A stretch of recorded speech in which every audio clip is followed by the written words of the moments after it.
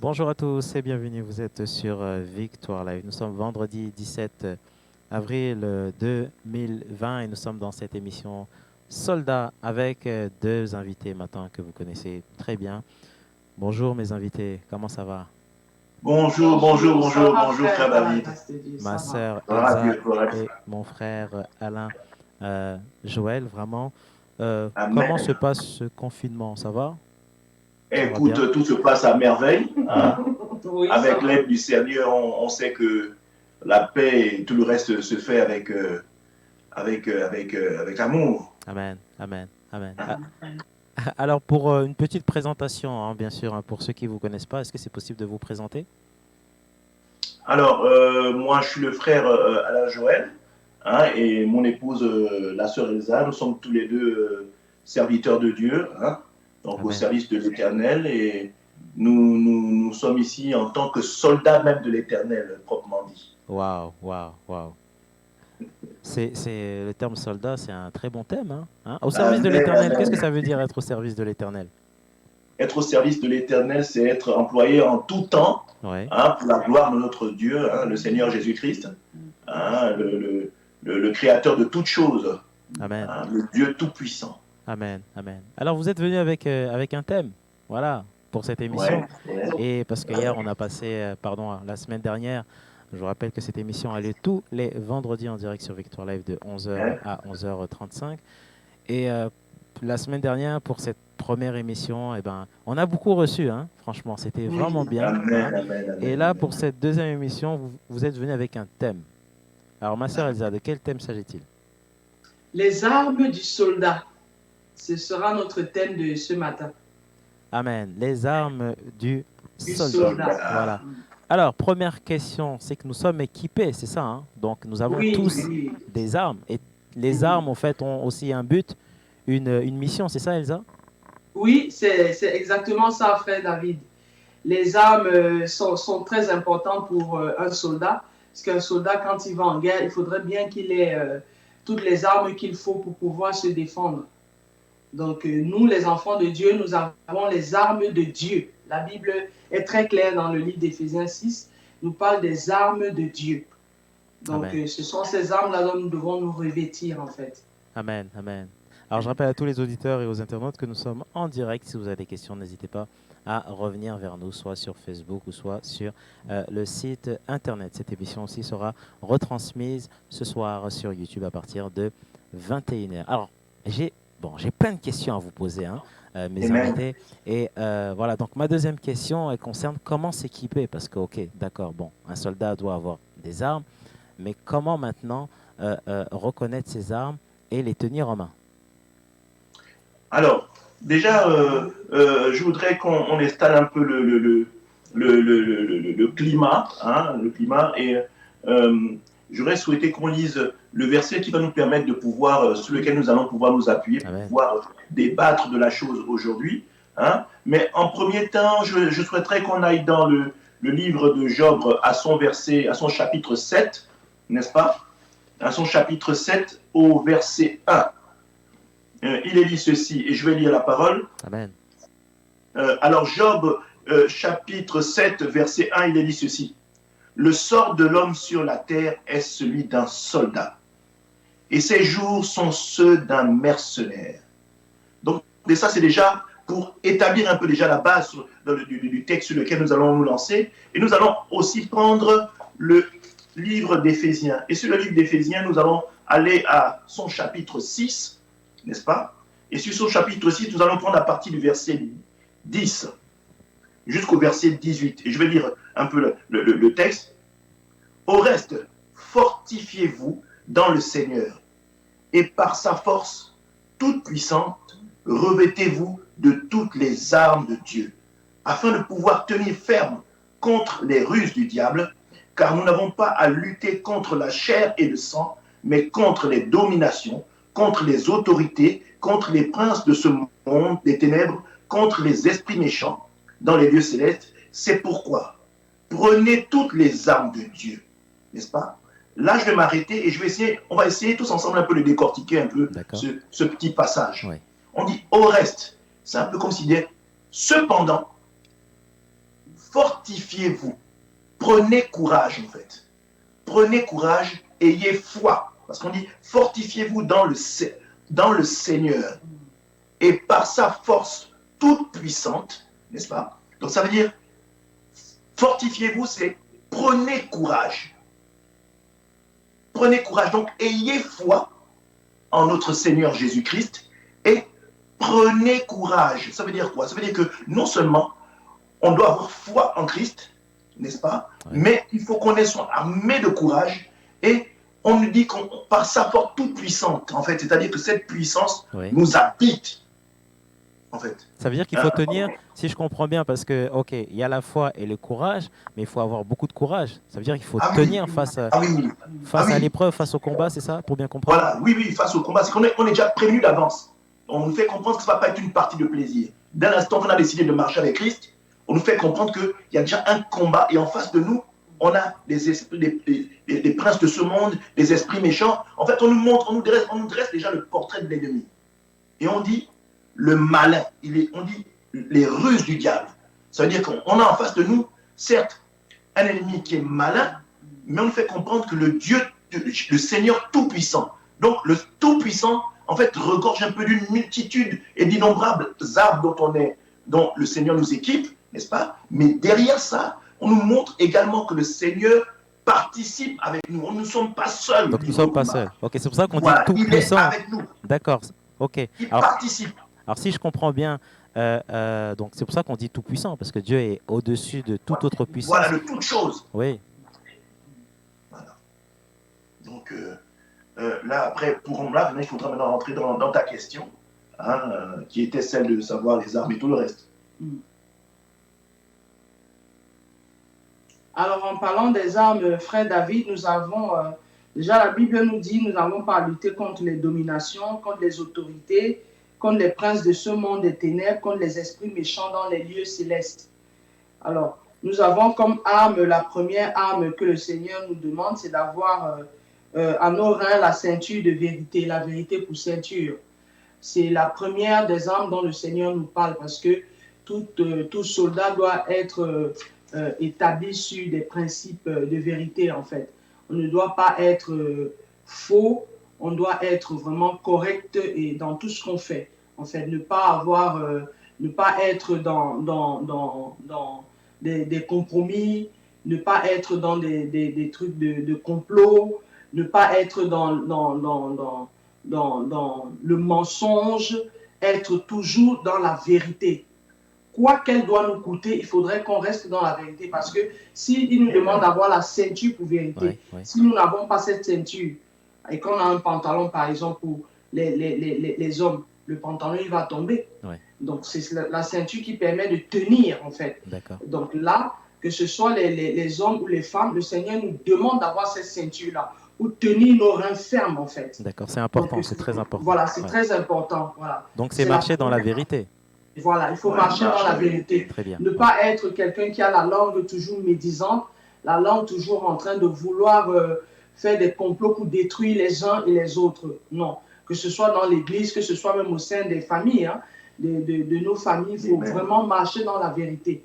Ne pas cautionner le mal, en fait. Ne pas cautionner le mal. D'accord. Voilà. Alors, si j'ai du mal à dire la vérité, c'est-à-dire que je suis toujours en train de mentir et j'arrive pas, qu'est-ce que je dois faire? Alors là, à ce moment-là, quand on se rend compte qu'on est tout le temps en train de mentir, comme vous dites, là intervient maintenant un esprit, en fait. Un esprit de mensonge. Parce que dans tout péché, il y a des esprits qui se cachent derrière, en fait. Parce que quand une personne est un menteur remarquable, invétébré, donc forcément, il y a quelque chose qui se cache derrière et qui te pousse, en fait, à mentir. D'accord. Et donc, c'est cet esprit-là qu'il faut il faut sortir cet esprit de ton corps. Parce qu'à partir du moment où l'esprit sort de son corps, parce qu'il faut passer par un processus d'accompagnement, pastoral, un suivi vraiment très profond. Voilà. Donc, il y a tout un travail alors.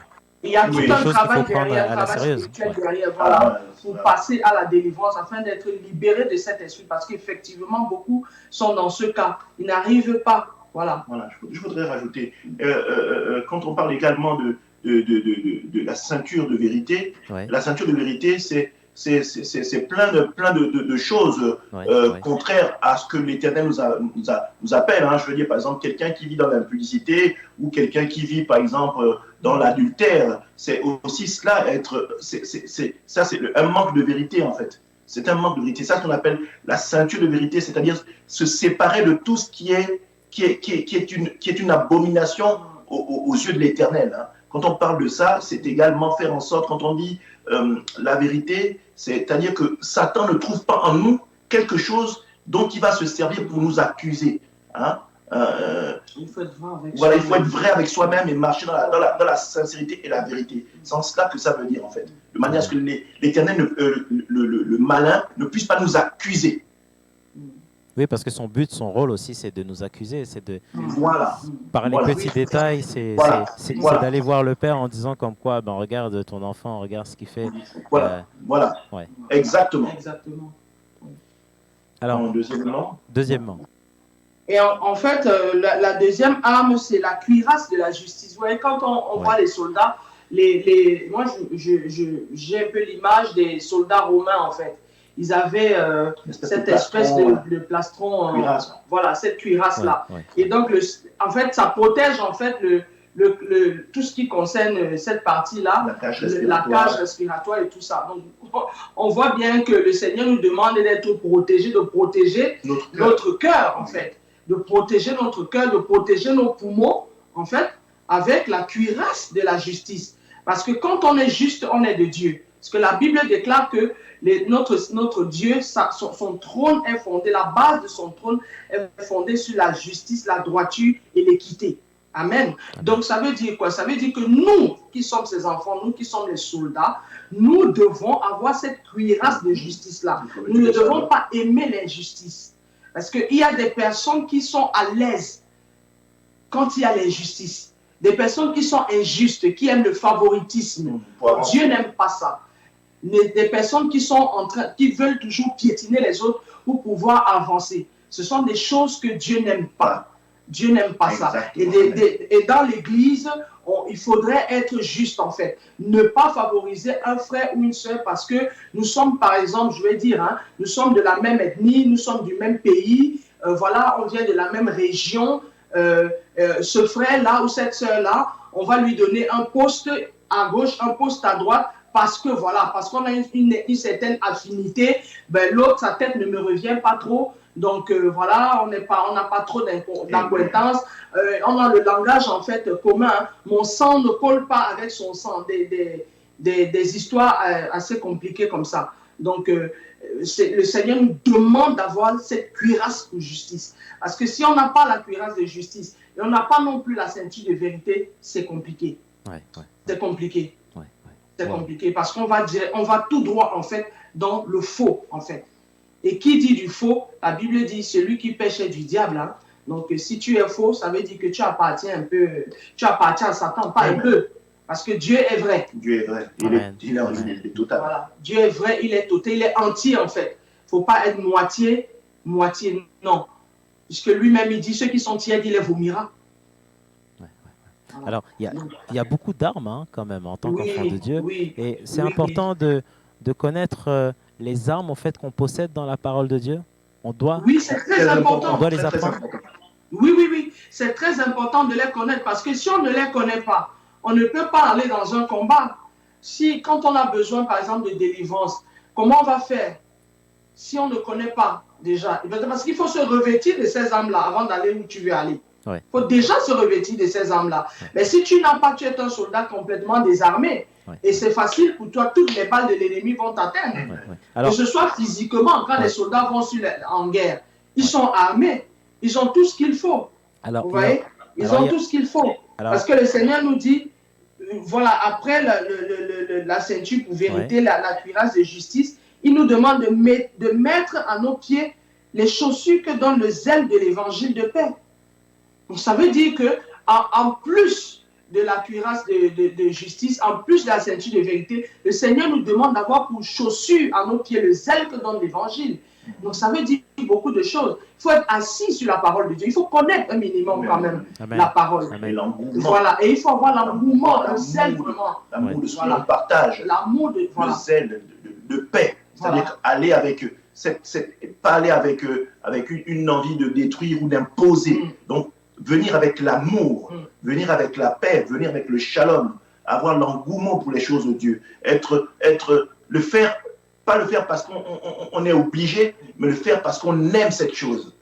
Hein? On aime, on est investi, on ne vit que par ça, on est vraiment abandonné à l'intérieur. On est passionné, très bien. C'est ça le mot. On est passionné. Donc, ce que nous, on découvre, ce qu'on est aujourd'hui, ce qu'on apprécie aujourd'hui par le fait d'être, appartenir, la joie qu'on a, on aimerait la partager. On aimerait que tout le monde s'imprègne de ça. On aimerait que tout le monde vive les choses de Dieu telles que nous les vivons. Amen. Exactement. Alors, moi, j'avais une question tout à l'heure aussi à vous poser. C'est un très bon thème. Voilà. Et vraiment remercier l'Éternel. Donc, le thème de cette émission, c'est les armes d'un soldat. Alors, un soldat, il peut très bien être équipé, mais s'il ne sait pas utiliser ces armes, là, c'est aussi un autre problème. Il se retrouve en guerre, il a un pistolet, il a un couteau, on peut prendre n'importe quelle arme. Mais si, en fait, parce que il faut être plus rapide aussi maintenant que l'ennemi. C'est-à-dire que, ok, je sors mon pistolet, mais si je le sors tranquillement, voilà. Donc l'ennemi a le temps de tirer. Là, ma question est la suivante, c'est que, ok, on a des armes, mais maintenant on doit connaître dans les détails, voilà, quelles sont ces armes pour pouvoir en fait les utiliser. Qu'est-ce que vous en pensez? Oui, effectivement. Effectivement, il faut connaître toutes ces armes-là et il faut s'en revêtir aussi après. Voilà, il faut s'en revêtir parce que l'apôtre Paul est très clair. Hein. Après tout ça, il nous demande d'avoir le bouclier de la foi aussi qui est une arme. Parce que sans le bouclier de la foi, tu ne peux pas empêcher les traits enflammés de l'ennemi sur ta vie. Parce que les traits enflammés de l'ennemi, c'est quoi? Les flèches de la colère, les flèches de l'impudicité, les flèches de la jalousie, les flèches de la haine, les flèches de l'aigreur, toutes ces choses-là qui nous entraînent en fait vers la géhenne en fait. Toutes ces choses-là nous entraînent vers la géhenne et l'apôtre Paul nous recommande, puisqu'il dit ce sont les armes de Dieu, il faut avoir le bouclier de la foi. Donc la foi nous sert de bouclier. Ça veut dire que quelle que soit la dimension du combat dans lequel on est, on doit avoir la foi pour bouclier. Parce que c'est cette foi-là qui va nous permettre de ne pas nous décourager. Alors ça veut dire que si je n'ai pas de foi, excuse-moi de te couper, Sœur Elsa, si je n'ai pas de foi, c'est un problème? Oui, c'est un problème. Je ne peux pas partir au combat, c'est ça? Non, non. Vous pouvez pas aller au combat. Si vous n'avez pas de foi, vous pouvez pas aller au combat. Parce que vous comptez sur quoi? La Bible dit que la foi vient de ce qu'on entend. Et ce qu'on entend vient de la parole de Dieu. Donc la foi, en fait, naît quand on entend la parole de Dieu. Quand on écoute Dieu nous parler. Quand on a foi en ce que Dieu dit. Parce que le Seigneur est le garant de sa parole et il veille. Il court, la Bible dit qu'il court derrière sa parole afin d'accomplir sa parole. Donc si on n'a pas la foi en cette parole-là, on ne peut pas avoir la foi en la victoire. On ne peut pas avoir la foi en Dieu. Donc on ne peut pas. Ça veut dire qu'on ne croit même pas que Dieu est capable.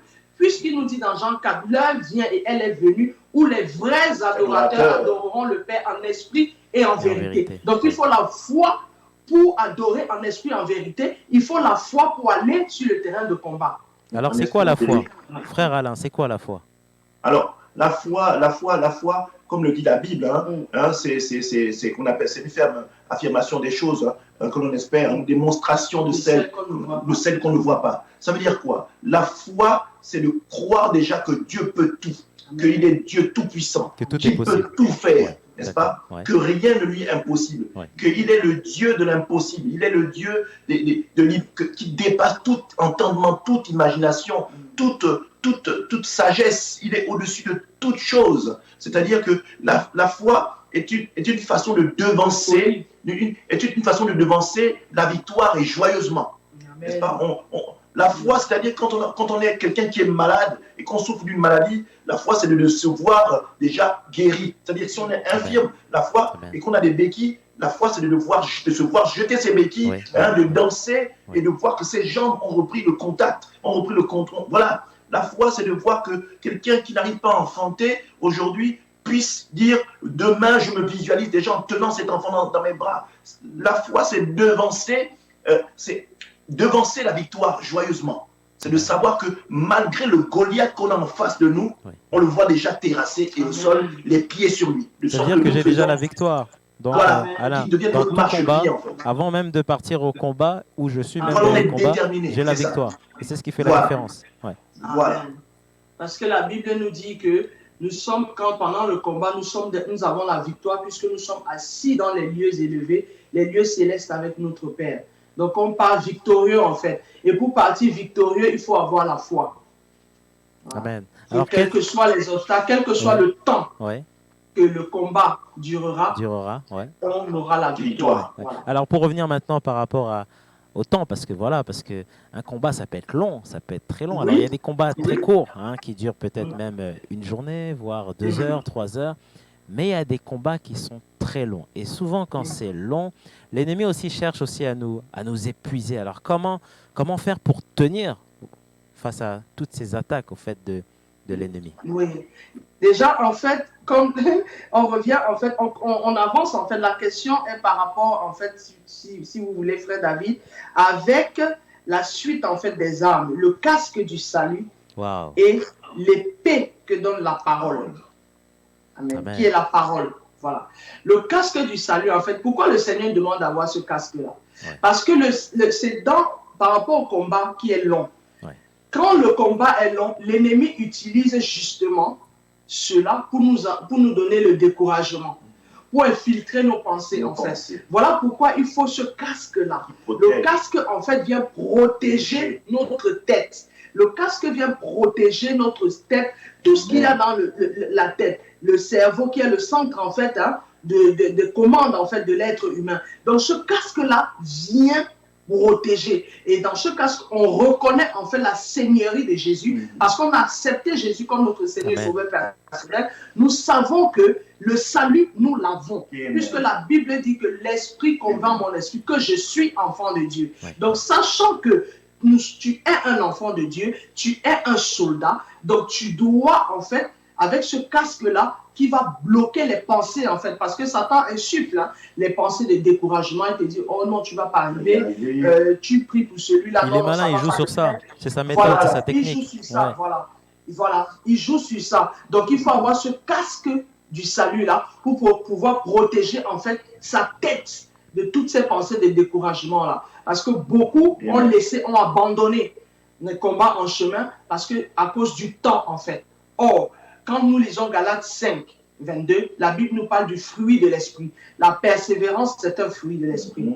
Donc, le Seigneur nous demande, avec ce casque du salut, nous devons nous rappeler du fruit de l'esprit de Dieu. Amen. Et donc, dans le fruit de l'esprit de Dieu, il y a la persévérance, qui fait partie, qui est un des fruits très importants du Saint-Esprit. Donc, il faut que nous demandons, si nous manquons de persévérance, que nous demandons au Saint-Esprit de nous habiter de cette persévérance-là. Si nous sommes des personnes impatientes, que le Saint-Esprit nous délivre de l'impatience, pour que nous puissions revêtir le fruit de la persévérance et de la patience, en fait. Exactement. Je voudrais rajouter, Oui.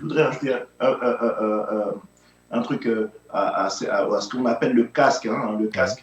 Le casque aussi, c'est protéger. Enfin, le casque, il est intégral, n'est-ce pas? Donc, non seulement c'est protéger l'intérieur de la tête, n'est-ce pas? Donc, les pensées, n'est-ce pas? Mais il y a autre chose que le casque protège, les yeux. Parce que on peut être découragé parce qu'on voit. On a plutôt l'impression que ça domine un peu et parfois on peut être amené à juger avec son regard.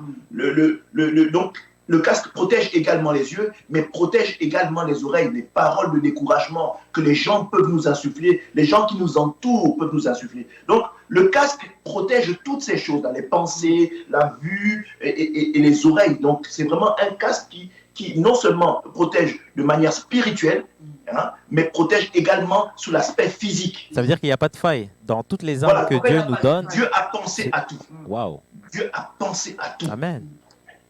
Amen. Voilà, en gros. Et qu'est-ce qu'il y avait d'autre? Voilà, L'épée, en fait. L'épée qui est la parole de Dieu. Toujours, on revient à la parole. Hein. On revient toujours à la parole. Les chaussures que dans l'évangile de paix, l'évangile, c'est la parole. L'épée de la parole, parce qu'il faut avoir la parole. Quand Jésus, après son baptême, a été transporté par l'Esprit dans le désert, Satan est venu. Satan est venu vers notre Seigneur. Mais le Seigneur a combattu, il n'a pas dit Satan, je te chasse au nom de Jésus. Lui-même, il est Jésus. Non. Qu'est-ce qu'il a fait? Il a détruit Satan et chassé Satan par la parole. C'est pour ça qu'il faut connaître la parole. Voilà, il faut connaître la parole. Parce que c'est là où Satan joue. Ève ne connaissait pas la parole et Ève a chuté en fait. Et elle a fait en sorte que son mari chute avec elle. Parce que celui qui connaissait la parole, c'était Adam. Donc Ève qui ne connaissait pas bien la parole, et Satan savait que Ève avait des failles en fait. Elle avait des fissures dans ses fondations et il a frappé dans ces fissures-là et il a atteint son objectif en fait. Donc il faut avoir la parole, c'est très important parce que voilà, la parole vient de la bouche et toute chose a été créée comme la Bible dit. Au commencement était la parole. La parole était avec Dieu, la parole était Dieu. Donc ça veut dire que tout ce que nous disons dans nos paroles, par la foi, elles arrivent, elles s'accomplissent. Amen. Donc quand Satan a dit, jette-toi, il a dit non, tu as faim, non. L'homme ne mangera pas que du pain, ne se nourrira pas que du pain, mais de toute parole qui sort de la bouche de Dieu. Or, la Bible, c'est la parole de Dieu, elle sort de la bouche de Dieu. Alors, même si elle a été, le Saint-Esprit a inspiré les auteurs en fait de chaque livre, mais c'est la parole de Dieu. Alors, ça voudrait dire que l'ennemi connaît très bien aussi la parole et aussi il nous teste. Hein? Est-ce que pour nous, c'est une façon aussi de pouvoir tenir, parce qu'on doit tenir face à ces différentes attaques. Ok, bon, je comprends, je marche avec le Dieu Tout-Puissant, il m'équipe, voilà. Mais pour pouvoir m'équiper, c'est à moi d'aller chercher dans la parole de Dieu. Et c'est à ce moment-là que je reçois donc les équipements. Maintenant, avec ces équipements, ça se travaille, ça s'entretient. Vous savez, lorsque vous prenez n'importe quel matériel ou je ne sais pas, il faut l'entretien parce que s'il n'y a pas d'entretien, ça veut dire qu'il y a un moment, donc l'appareil ne va pas bien marcher. Et le Seigneur, à travers sa parole, fait entretenir ses propres armes. C'est pour ça que c'est très important que nous devons tout le temps lire la parole de Dieu. On doit la comprendre. Ce n'est pas seulement je la lis pour lire, voilà, pour faire plaisir à Dieu. Non, mais je la lis aussi pour mon bien, pour me protéger. Et je vais un peu plus loin. C'est que l'ennemi aussi connaît aussi nos failles. Et on doit travailler aussi sur nos défauts. Parce que c'est un peu comme un voleur. Tu sais, un voleur ne viendra jamais voler chez toi quand tu es là. Amen. Il va d'abord t'observer. Il va regarder à quelle heure tu rentres. Il va apprendre aussi, il va peut-être faire des recherches sur Internet. Voilà. C'est peut-être même quelqu'un qui est très, très, très, très proche. C'est pour ça, lorsque tu commences à raconter beaucoup de choses, sois aussi très, très, très vigilant. Et aussi le discernement. Voilà. Alléluia. Et ce qui se passe, c'est que ce voleur, il va venir voler chez toi quand tu ne seras pas là. C'est-à-dire qu'il sait à ce moment-là qu'il n'y a personne et c'est là qu'il va intervenir. Et nous, en tant qu'enfants de Dieu, c'est-à-dire que oui, bon, c'est tout à fait normal que nous avons aussi des points faibles, mais Dieu te demande aussi de pouvoir corriger au fait ces points faibles pour qu'ils puissent devenir points forts. Qu'est-ce que vous en pensez de cette relation? Amen. Exactement, frère David, tu es dans la vérité et justement cette parole, en fait, la Bible déclare veillez et priez. Amen. Veillez et priez. Cultive et garde dans Genèse, cultive ces paroles, vraiment enrichis-toi dans la parole de Dieu et garde, c'est matérialiser, n'est-ce pas, matérialiser cette parole au quotidien, hein, dans ta façon de marcher. C'est-à-dire que tu la lis, tu la cultives, n'est-ce pas, et tu la manifestes autour de toi. Tu la manifestes autour de toi, de telle sorte que l'ennemi ne puisse pas trouver une faille, ne puisse pas trouver un point où t'accuser, de manière à ce que la brèche s'ouvre pour qu'il puisse infiltrer. Alors c'est tout un travail tout ça, hein, non? Ça demande c'est un travail, c'est vraiment, ça doit être même un mode de vie. Sinon une culture en fait. Oui, c'est un mode de vie, c'est vraiment un système de pensée qui est transformé. Hein. C'est vraiment un système de pensée, tout un système de pensée qui est transformé. Parce qu'on se rend compte que beaucoup de personnes vont à l'église, mais ils ne sont pas, transformés, ils ne sont pas convertis. En fait, ils prennent les choses à la légère. Je ne sais pas, peut-être parce qu'ils n'ont pas eu de bons encadrements, j'en sais rien, ou c'est eux qui ont été laxistes à un moment donné, voilà, par rapport aux enseignements donnés à l'Église dans leur assemblée Alors ça aussi, locale. c'est très important, les enseignements aussi qu'on Oui, c'est très reçoit. important, Voilà. c'est très important Ouais, d'être ouais. enseigné, d'être suivi. Et surtout, il ne faut pas minimiser les gens, en fait. Il ne faut pas minimiser les gens parce que les enfants, les chrétiens ont aussi comment je dirais, voilà, cette habitude de minimiser, en fait. De minimiser les gens, de minimiser et se dire que bon, un tel enseignement va être donné par un frère ou une sœur, ben, ce n'est pas le pasteur qui donne l'enseignement, je ne viens pas. Ils ne considèrent pas. Alors que tout enseignement vient de Dieu. Et Dieu utilise qui il veut. Voilà. Dieu utilise qui il veut. Si le leader, le responsable de l'Église, le pasteur a donné la possibilité à un frère ou à une sœur de faire quelque chose dans l'Église, il faut respecter ça. Il faut respecter et il faut écouter aussi ce que la personne a à dire. Bien évidemment, il faudrait que la personne aussi soit aguerrie, que ce ne soit pas aussi quelqu'un qui a été mis au devant parce que c'est un acolyte. Oui, voilà. Oui. Mais ma soeur, mon frère, moi j'ai une question aussi à vous poser parce que il faut aussi vérifier aussi ce que l'homme de Dieu ou même le serviteur, la servante aussi dit. C'est-à-dire que c'est aussi à nous aussi de regarder à travers la parole de Dieu. Ok, bon, j'ai reçu un enseignement, mais que dit la parole? Et là, c'est très important. Oui, bien sûr, puisque la Bible nous dit qu'il faut avoir l'esprit béréen. Il faut être comme les chrétiens de Béret. Ça évite aussi qu'on nous raconte tout et n'importe quoi dans l'Église. Parce que le corps de Christ, il faut qu'on se le dise, il est infiltré et infecté depuis plusieurs années. Et on voit les dégâts et les bévues qui se passent dans l'Église. Donc, si on ne prend pas la peine de lire la parole, c'est ça que le Seigneur nous donne ces armes-là. Ce n'est pas seulement pour aller combattre parce qu'on a des blocages et tout ça. Non, c'est aussi pour combattre les gens qui viennent nous dire des bêtises, en fait. Des choses qui ne sont pas dans la Bible. Ça veut dire que c'est à nous de filtrer, c'est à nous de faire la différence, de faire le tri. Donc je ne reçois pas tout. Ouais. Voilà, puisque le Saint-Esprit nous donne le discernement. Amen. Si on n'a pas le discernement, il faut demander le discernement au Saint-Esprit pour reconnaître celui qui est bon, pour reconnaître le blé de l'ivraie. Il faut demander le discernement. Amen. Oui, le Seigneur Jésus l'a bien dit dans Matthieu, demandez et on vous donnera. Mais si on ne demande pas, si tu ne demandes pas, tu ne recevras rien du tout. Rien du tout et tu ne t'en plaindras pas. Voilà, si tu demandes avec foi, sincèrement, parce que tu as besoin de connaître certaines choses, l'Esprit de Dieu est là. Il est là, ce n'est pas un être humain, ce n'est pas ton pasteur qui va te donner tout. Non, c'est le Saint-Esprit qui donne ce discernement-là pour reconnaître les bons et les mauvais. Alors moi, j'ai aussi une autre question à vous poser. Quand on regarde le rôle d'un antivirus ou d'un pare-feu, il a une seule mission, c'est d'éloigner tout ce qui est virus. C'est-à-dire que si tu n'installes pas d'antivirus au fait dans ton ordinateur, tu as beaucoup de choses qui vont rentrer.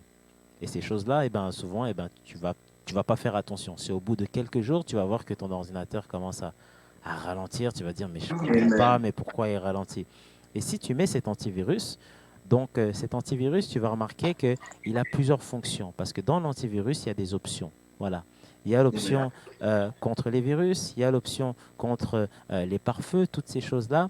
Et la parole de Dieu, c'est beaucoup plus qu'un antivirus. C'est-à-dire que la parole de Dieu va repousser. C'est pour ça que c'est très important de demander au Saint-Esprit de te donner le discernement. Parce que si tu acceptes tout, donc il faut savoir que si on revient maintenant sur cette image de tu n'as pas d'antivirus, et tu ne vas pas faire attention, c'est-à-dire que ça va travailler tes pensées. Donc, il y a des mauvaises pensées qui vont se créer et tu vas te retrouver sur des combats où, tu ne comprends pas. C'est-à-dire que dès le départ, il faut filtrer, non? C'est bien ça? Amen. Amen. Amen. Voilà. C'est exactement ça. Exactement. Tout ce que Dieu fait, tout ce que l'homme fait est insufflé par Dieu. Là, tu as pris l'exemple d'un PC et de son système de sécurité. C'est exactement la même chose.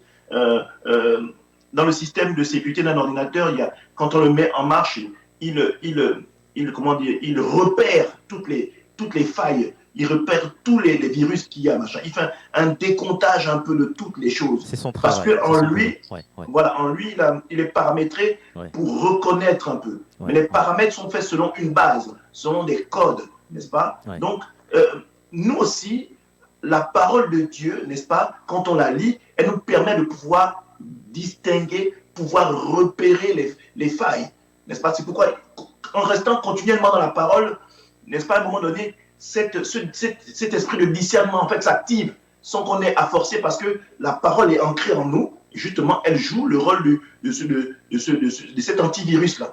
Elle repère les virus et sait les éradiquer, n'est-ce pas? Elle sait les éradiquer. Faire comprendre que je ne suis peut-être pas dans une bonne assemblée où la parole n'est pas donnée, où il n'y a peut-être pas de changement, où le serviteur n'a peut-être pas les qualités requises. Enfin, il interprète peut-être pas la parole selon ce qui est mis dans la parole de Dieu. Parce que la Bible déclare que il y aura des loups ravisseurs déguisés en agneaux. Donc, la parole de Dieu, au travers de ce que nous avons en face de nous, nous permet de les discerner. Cette espèce de radar-là pour repérer l'ennemi, n'est-ce pas, est mise en marche. Amen. Alors, il nous reste 5 minutes avant de clôturer cette émission. Je rappelle que nous sommes en direct avec Alain et Elsa, et le thème de cette émission, on parle des armes, et nous sommes dans l'émission Soldat qui a lieu tous les vendredis à la même heure, de 11h à 11h35.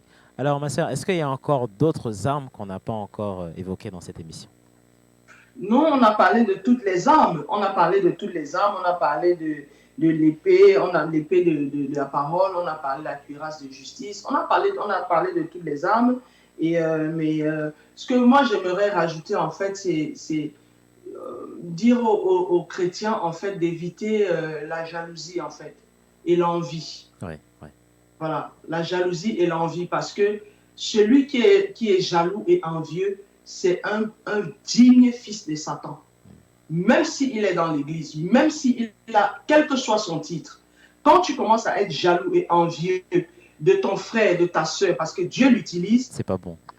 Ce n'est pas bon. Tu es un digne fils de Satan, parce que c'est la jalousie et l'envie qui ont amené Satan à se rébeller dans le paradis. Ça veut dire qu'il faut tout de suite s'en débarrasser de ces choses-là. Voilà, il faut chercher véritablement ta délivrance, parce que voilà, c'est une âme destructrice. Voilà. Les gens qui ont du mal à voir les autres avancer, les gens qui vont tout faire, parce que tu fais quelque chose, Dieu t'utilise, ils sont envieux et ils veulent avoir la position que tu as. Mais ils veulent avoir la position que tu as sans Dieu. Ils sont prêts à tout. Ils sont prêts à tout pour avoir la position que tu as, pour faire ce que tu fais. Alors que si, quand on les place à ce niveau-là, ils ne peuvent pas faire ce que Dieu a mis en toi. Parce que ce que tu fais, que c'est Dieu qui te donne la possibilité de te faire, c'est Dieu qui te pointe pour faire certaines choses. Celui qui t'imite n'aura pas, ça ne sera jamais pareil. Ça ne sera jamais pareil. Et dans l'église, il y a beaucoup de choses comme ça qui se passent. Beaucoup de choses. Les enfants de Dieu, les chrétiens, frères et sœurs, si tu reconnais ton cœur dans ce genre de choses, sors de là. Sois sincère envers toi-même. Crie à Dieu pour que le Saint-Esprit vienne te délivrer. Le Seigneur te délivre de ça. Parce que tu es, en agissant comme ça, tu es un enfant de Satan. Tu es un enfant de Satan et tu es un élément que Satan utilise pour détruire les autres. Alors, faisons attention. Alors, est-ce que je peux en parler autour de moi? C'est-à-dire que peut-être que j'ai peur aussi, je suis dans cette situation, mais j'ai peur au fait d'en parler. Ces choses-là me dépassent. Voilà, c'est que ça vient comme je respire et j'ai du mal à pouvoir, comment dire, attaquer. En fait, je me sens oppressé, on va dire, par ces choses-là. Qu'est-ce que je peux faire? C'est-à-dire que je crie à l'aide au Seigneur, au secours, c'est ça? Oui.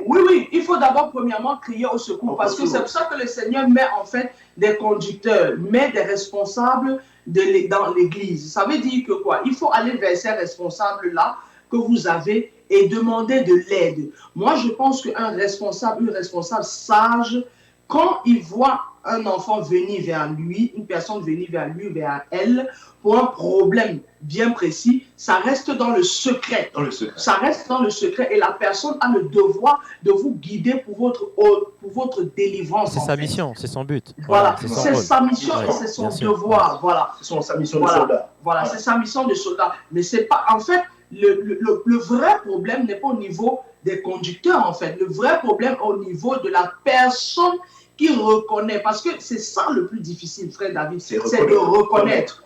C'est pour ça que le Seigneur nous demande d'avoir la vérité pour ceinture. Il faut reconnaître son état. Il faut reconnaître, oui, je suis mauvais. Oui, je suis jaloux. La jalousie m'envahit.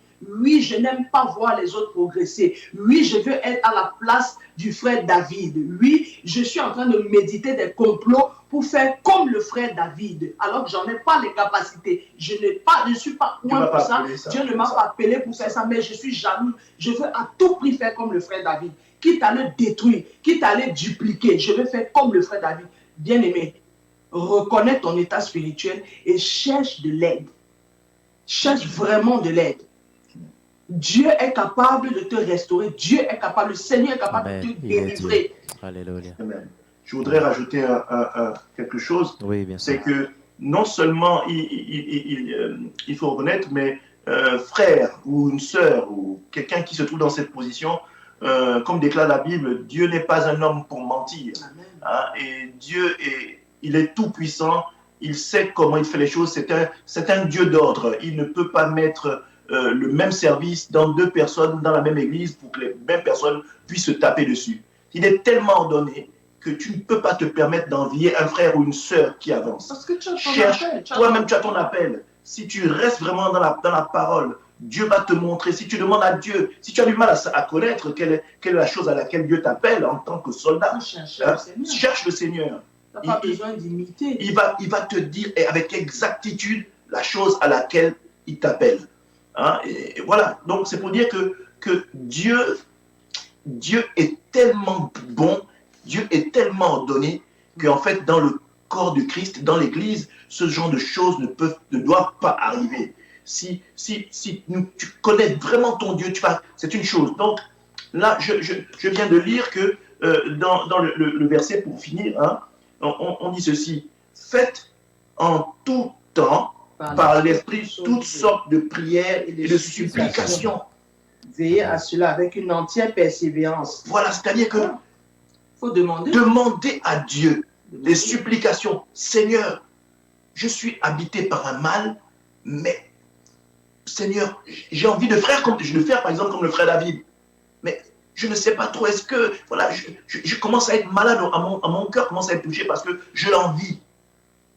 Et je l'envie de la mauvaise façon parce que je cherche même à détruire. C'est-à-dire que si moi, j'arrive pas à le faire, lui, en fait, tu préfères détruire tout ce qu'il a créé. Remets-toi dans la parole et demande déjà pardon au Seigneur pour ce que cette pensée que tu as en ton sein, et demande à ce que le Seigneur te révèle vraiment la chose à laquelle il t'a appelé. Voilà un peu en gros là. Ce que Merci beaucoup, sœur Elsa et frère Alain, pour d'avoir participé à cette émission de soldats. Voilà, on a beaucoup été nourris par le Saint-Esprit.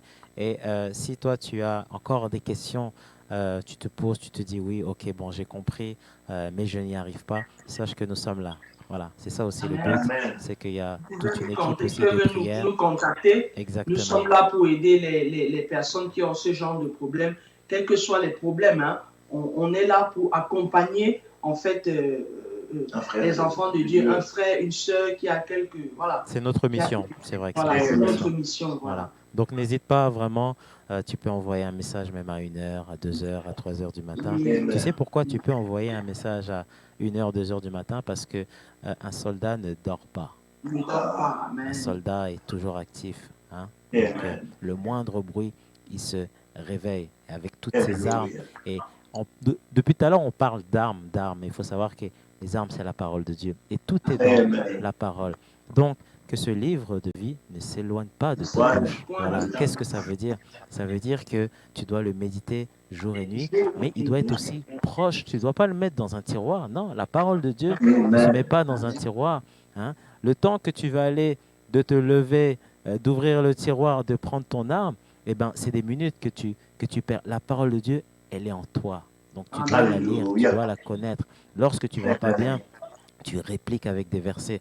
On en parlera dans une autre émission. On doit apprendre les versets. C'est très important. Lorsque tu Amen. parles, eh ben, tu dois aussi citer la parole de Dieu. La parole de Dieu, elle Alléluia. est en toi. Donc, on va se retrouver aussi la semaine prochaine. Voilà pour une autre émission. Vous recevrez donc le thème durant toute la semaine. Alors, j'ai un écran de contrôle qui s'est coupé parce que je vais vous donner aussi tout le programme, mais c'est pas grave. Je le ferai dès demain. C'est un week-end en live avec beaucoup d'émissions. Et notamment, ce soir, vous avez aussi une émission, Elsa, Alain, à partir de 20h30. De quoi allez-vous parler? Alors, ce soir à 20h30 sur la page Facebook et sur la radio VL1, hein, donc sur la page Facebook Mission évangélique des éclaireurs pour Christ, et sur la radio VL1, dont les liens sont sur la page Facebook même, nous avons un temps d'enseignement et de prière et d'exhortation sur le thème la puissance de l'intercession. Waouh, quel thème! La puissance de l'intercession. Ah, eh ben, donc, nous allons voir ensemble un peu les tenants et les aboutissants et ce que l'intercession est capable de faire. Wow. Donc ce soir sur nos antennes aussi, sur VL1, hein, bien sûr. Hein. Rendez-vous sur le site victoirelive.com. Sans oublier, demain, c'est une journée en live avec pas mal de choses. Et la grande émission à partir de 14h sur l'église de demain. Et le thème, voilà, de cette nouvelle émission donc, qui débarque sur le réseau Victoire Live Production, on parlera de l'après-confinement. Comment vois-tu l'église après le confinement? Et nous aurons donc comme invité le pasteur Raph, voilà, de Flow, qui sera donc notre invité pour cette émission. Sans oublier le culte live, voilà, donc dimanche matin de 9h30 jusqu'à 14h30, et aussi l'arrivée aussi d'une nouvelle émission Europe Live. On va se connecter avec plein d'églises en Espagne, en Italie. On va faire le tour pour voir comment ça se passe. Ce qui est beau, Elsa et Alain, c'est que nous avons le même Dieu, c'est-à-dire que nous avons le même esprit, que tu sois en Inde, que tu sois en Chine, que tu sois au Pakistan. Tu sais, cette parole de Dieu, eh ben, elle vient de Dieu et on est connecté.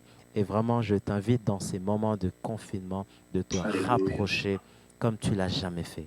Tu sais, comme tu l'as jamais fait de ton Créateur. Mets-toi à genoux. Loue le Seigneur, adore-le. Tu sais, quand tu te lèves le matin, rien que le fait de se lever, c'est une grâce. Donc, première chose que tu dois faire, ne regarde pas tes messages sur WhatsApp, ne va pas sur Facebook, ne va pas sur Instagram, hein, mais directement, tu pries et tu remercies ton Dieu.